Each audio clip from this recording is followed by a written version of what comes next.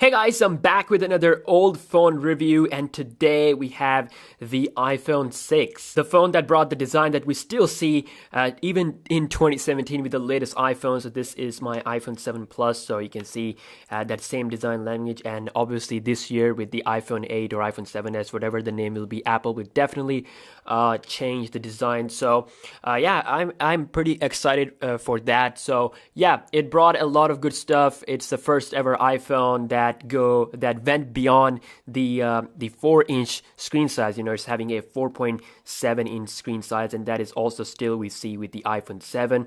Now, a lot of great things happened with this iPhone, but the question is it still worth buying in 2017? So let's start off with the build quality. So one thing that I like about Apple is that they always focus on quality.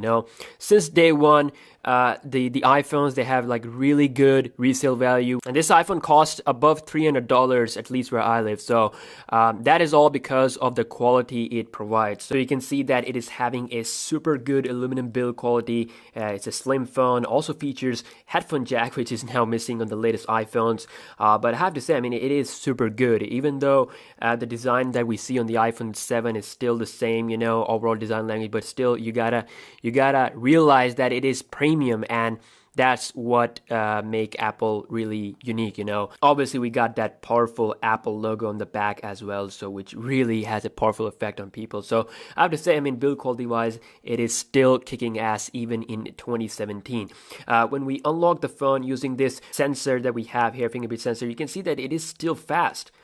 And let me just try it again. You wake it up, and yeah, it still works fast. It's not like it's lagging. And we have the beautiful 4.7-inch display, Retina display, and it is bright. Mine actually has some water damage, so I'm not a fan of a 4.7-inch size because I'm more of a big screen phone. So that's why I am using my iPhone 7 Plus, which has a 5.5-inch gigantic display. I mean, it is great. Okay, so I have to say, for some people, it may be a good size. I mean, it's not too big, not too small.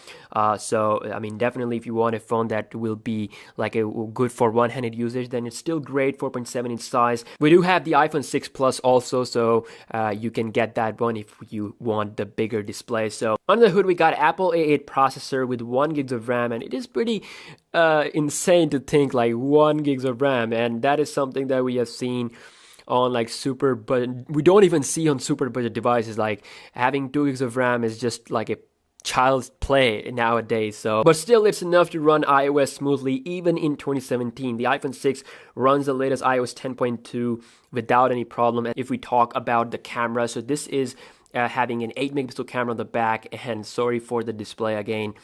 Actually, water damage hits quite a lot. So, I mean, picture quality is great with this phone. You can still get some great shots. We got a bunch of different modes. You can record slow motion videos as well. On the front, we have 1.2 megapixel, which is pretty bad. I mean, nowadays, 5 megapixel is like a default megapixel point for most of the phones. So, yeah, that is that. If we talk about the battery life on the iPhone 6, it can provide you about like 15 hours of usage. I mean, you can use the low power mode to actually, go through full day. I mean, it's not like bad.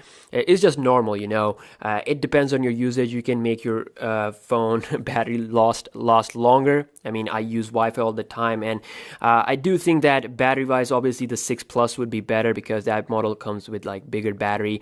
But it's not too bad. It is perfectly fine for those people who don't travel that much, and they go to somewhere and then they come back to their home, and they can charge their phone. Now, I'm not gonna say that you should go out and spend $300 on this phone because nowadays we have some really good devices for that price point.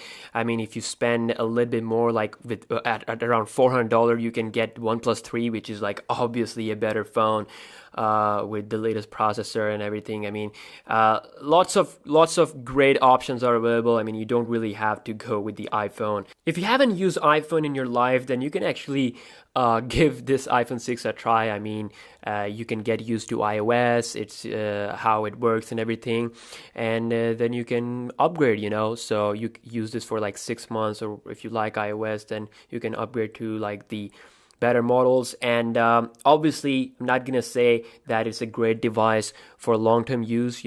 Obviously with iOS 11 it will go slow because who knows what kind of requirements it will have, but definitely it will get the iOS 11. But the smooth performance, it's something that is not guaranteed. The great thing about Apple is that they're still pumping out updates for this phone.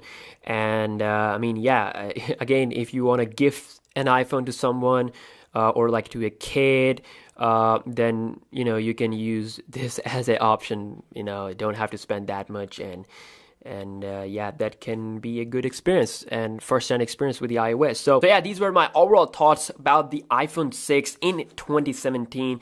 Hope this video helped you if you are stuck between deciding which one you should go for. I'm gonna be revisiting some more old devices, so yeah, stay tuned, subscribe if you haven't. If you're new to the channel, please subscribe, and I'll see you guys in the next one. Peace.